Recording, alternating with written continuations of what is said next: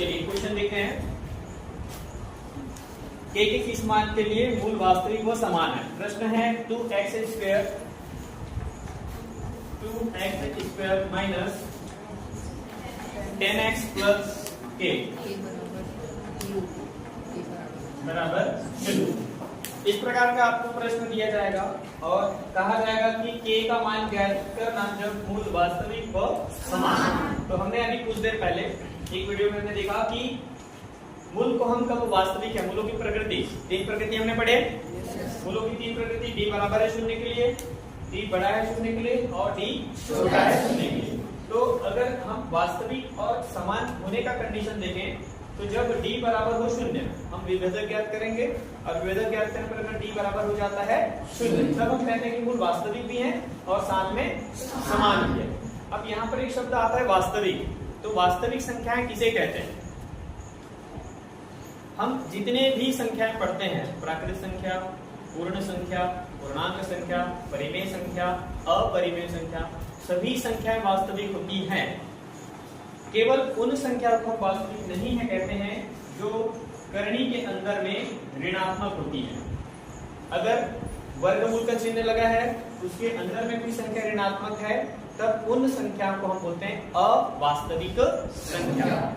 ठीक है, बाकी ऋणात्मक संख्याएं भी वास्तविक संख्याएं होती हैं। इनको छोड़कर, ऋणात्मक संख्याओं को छोड़कर बाकी सभी, करनी के अंदर की ऋणात्मक संख्याओं को छोड़कर बाकी सभी संख्याओं को बोलते हैं वास्तविक संख्या। ठीक है, चलिए अब इस प्रश्न पर हम बात करते हैं। इस प्रश्न को हम हल करेंगे। सबसे पहले हम क्या करेंगे, इसकी मानक वर्ग समीकरण से तुलना करने पर 2x square minus 10x plus a बराबर 0 की तुलना मानक वर्ग समीकरण ax square plus bx plus c बराबर 0 से करने तुलना कर देते हैं। तो तुलना करने पर यहाँ a का मान मिलेगा, b का मान मिलेगा, c का मान मिलेगा। x स्क्वायर के आगे में जो है वो a, तो a बराबर यहाँ 2 है। x के आगे में जो कुछ भी है वो b, x बराबर माइनस b बराबर माइनस 10 और लास्ट में जो कुछ बच जाता है वो a। चूंकि प्रश्न में कहा गया है कि हमें मूल वास्तविक और समान लेना है तो यहाँ पर आपको लिखना है मूल वास्तविक व समान होगा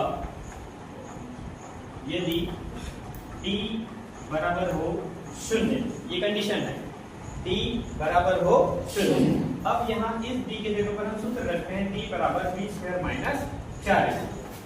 तो ये हो जाएगा b स्क्वायर माइनस 4ac बराबर होगा 0 के। अब यहाँ हम मान रख देते हैं b का मान कितना है, b का मान है माइनस 10। तो माइनस 10 का वर्ग माइनस 4 गुना a का मान 2, c का मान a बराबर 0। हल करते हैं 10 दहम 100, 4 दूनी 8 के बराबर 0। अब इस माइनस 8 के को उधर पक्षांतर कर देते हैं। तो जब पक्षांतर करते हैं तो उतरनी में चिन्ह देंगे हम, बीच में जो बराबर का चिन्ह है इसके उस पर ये जाएगा, मतलब अपना चिन्ह छोड़कर ही उस पर जाएगा। तो ये हो जाएगा आपका 100 बराबर 8k। ठीक, फिर हमें किसका मान ज्ञात करना है, k का, जिसको मैं इस प्रकार से लिख रहा हूँ ना, 8k बराबर 100। आगे पीछे कर सकते हैं, k का मान ज्ञात करेंगे इसके। तो k बराबर, अब 8 को पक्षांतर करेंगे, ये भी उतरौनी में अपना चिन्ह छोड़ेगा, गुना में है, पक्षांतर करेंगे तो भागते हुए भाग में चला जाएगा। ये हो जाएगा 100/8। तो k बराबर 100 में 8 का भाग देना है, कितने बार भाग जाएगा, पूरा पूरा तो भाग नहीं जाएगा, है ना। कितने बार भाग चले जाएगा, 4 से भाग देंगे तो 4 दूनी 8, 25 चौं 100, 25 चौं 100, मतलब ये हो जाएगा 25/2। इस प्रकार k का मान होगा 25/2। ये हो गया आपका आंसर। k का मान ज्ञात करना था हमको, ये हो गया हमारा आंसर। ठीक है, तो k का मान ज्ञात कीजिए, ऐसे बोलेगा तो क्या करना है समझ में आ गया। k का मान ज्ञात कीजिए कहा जाएगा और आपको कंडीशन दे दिया जाएगा। वास्तविक और सामान्य बोले तो बराबर का चिन्ह लगाना है। अगर वो बोलता है कि काल्पनिक और असामान्य के लिए ज्ञात कीजिए तो d छोटा है शून्य से ये शर्त लगाना है। अगर प्रश्न कहता है कि वास्तविक और असमान है तो d बड़ा है शून्य ये और प्रतिबंध लगाते हुए हमको हल करना है और k का मान ज्ञात करना है। क्लियर? आइए अब इसके पश्चात हम इस सवाल के पश्चात देखते हैं सूत्र विधि से कैसे हम x के मान ज्ञात कर सकते हैं।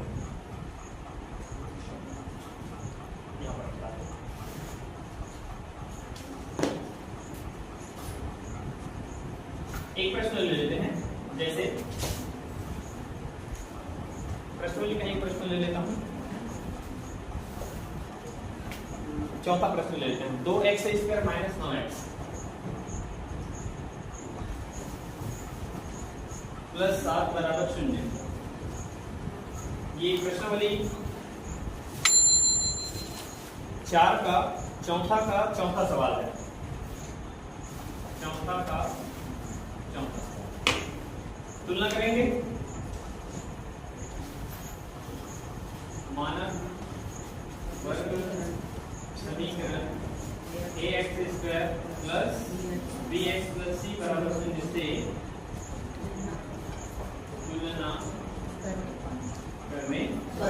तुलना करने पर यहाँ से a b c का मान ज्ञात हो जाएगा।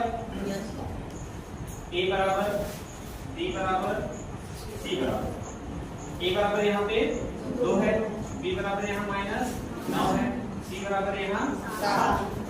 फिर सूत्र विधि से सूत्र लगाएंगे x बराबर, आपने पिछली कक्षाओं में पढ़े हैं, x बराबर ऋण b धन ऋण वर्गमूल b² माइनस 4ac बटे 2a। ये सूत्र है। इस सूत्र में हमको मान रखकर x का मान ज्ञात करना है। तो सूत्र हो जाएगा -b प्लस माइनस वर्गमूल b² माइनस 4ac पूरे के बटे में 2a। सूत्र का माइनस जब भी हम हल करें तो बिल्कुल स्टेप बाय स्टेप आगे बढ़ेंगे। हम बाएं से दाएं की ओर आगे बढ़ेंगे, न कि दाएं से बाएं की ओर आएंगे। ठीक है? बराबर के नीचे बिल्कुल बराबर का चिन्ह लगाएंगे, इसीलिए ऋण सूत्र का ऋण है तो इसको लिखना है पहले ये ऋण। अब उसके बाद b है तो अब b का मान रखेंगे, तो b का मान कितना है, b बराबर माइनस, तो ये हो जाएगा -9। फिर उसके बाद चिन्ह लगाएंगे धन ऋण वर्गमूल b। अब इस b का मान -9 का वर्ग, फिर बीच में -4 है इसलिए a का मान 2, c का मान 7 पूरे के बटे में मतलब यहाँ से लेकर वहां कश्मीर से लेकर घटाएं मार्कर पूरा शुरू से लास्ट तक आपको लकीर खींचना, बीच में से छोड़ना नहीं। फिर ये 2 है इसलिए 2, a है इसलिए भी 2, क्योंकि a का मान भी 2। हल करते हैं, ऋण धन मतलब धन ना हो जाएगा, ये माइनस और ये माइनस गुना होगा, असमान चिन्हों का गुना धन ना हो गया। फिर धन ऋण वर्गमूल ऋण 9 का वर्ग 9 9 81। फिर यहाँ पे 4 दूनी 8 सत्ते 56 पूरे के बटे 2 दूनी 9 धन ऋण 81 माइनस 56 कितना बचेगा? 81 में 56 घटाएंगे तो 11 में 6 गया 5, 7 में 5 गया तो 25 पूरे के बटे में 4।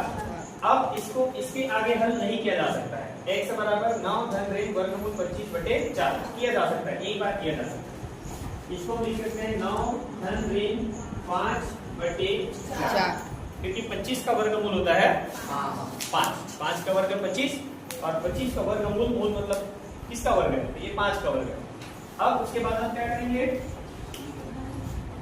एक बार लिखेंगे धन चिन्ह लेने पर और एक बार लिखेंगे ऋण चिन्ह लेने पर। ले लेते हैं, एक बार धन चिन्ह ले लेते हैं। तो x बराबर 9 धन 5 बटे 4, x बराबर 9 ऋण 5 बटे 4। यहाँ पर जो 2 बार हमने चिन्ह लिखे हैं 9 धन ऋण 5, 9 धन ऋण 5, इसमें से एक बार हमको लेना है धन चिन्ह और एक बार लेना है हमको ऋण चिन्ह, इससे 2 मूल मिलेंगे। तो x बराबर 9 धन 5 9 5 14 14 बटे 4 x बराबर 7 बटे 2 से भाग जाएगा 2 सत्ते 14 और 2 दूनी 4 काट सकते हैं इसको 2 का पहाड़ा 2 सत्ते 14 2 दूनी 4 तो x का एक मान आ गया दूसरा मान x बराबर 9 ऋण 5 4 धन 4 ऋण 4 बड़ी संख्या 9 है तो धन 4 बटे 4 एकम 4 मतलब x का मान आ गया 1 x का मान आ गया 7 बटे 2 तो ये दो मूल x बराबर 7 बटे 2 या 1 तो इस प्रकार x के जो दो मूल आते हैं इसी को हमने जब विविध कर पढ़ रहे थे वहां पर हमने असमान समान और असमान पढ़ा ये क्या दोनों एक जैसे दिख रहे हैं कि अलग अलग है अलग अलग है ये 7 बटे 2 है ये 1 है ये अलग अलग आ रहे हैं इसी को बोलते हैं असमान दो मूल आएंगे और असमान है अलग अलग लेकिन जब मूल वास्तविक होते हैं तो समान होता है समान कहने का तात्पर्य ये है कि b बराबर 0 हो गया मतलब ये पूरा कोष्टक ही शून्य हो जाता है अब जब ये पूरा कोष्टक ही शून्य हो जाएगा धन ऋण के बाद वाला तो हमको धन चिन्ह ऋण चिन्ह लेने का आवश्यकता ही नहीं है तो आवश्यकता नहीं है मतलब हम बोलेंगे कि मूल वास्तविक है और समान तो आपने अभी दो चीजें सीखी एक तो अगर आपको प्रश्न में कोई अचर राशि के ऊपर k दे दिया गया है और कहा जाता है k का मान ज्ञात कीजिए अगर मूल वास्तविक है या असमान है या समान है तो उस स्थिति में हम कैसे k का मान ज्ञात करेंगे और दूसरा अगर आपको कोई वर्ग समीकरण दे दिया गया है और कहा जाता है कि सूत्र विधि से हल कीजिए तो आपको सूत्र याद रखना है x बराबर ऋण b धन ऋण वर्गमूल b स्क्वायर माइनस 84 बटे 2a और इसमें आसानी से हम abc का मान रखते हुए x का वैल्यू ज्ञात कर सकते हैं तो इस प्रकार से अधिक आप अगर सवाल हल करके देखेंगे तो सवाल हल करते करते आपको धीरे धीरे सूत्र भी याद हो जाएगा और वर्ग समीकरण का हल करना भी आप आसानी से समझ जाएंगे तो निरंतर आप लोग घर में बाकी शेष बचे हुए प्रश्नों को हल करके देखिए और जो प्रश्न नहीं बनते हैं उसके लिए आप कमेंट करें।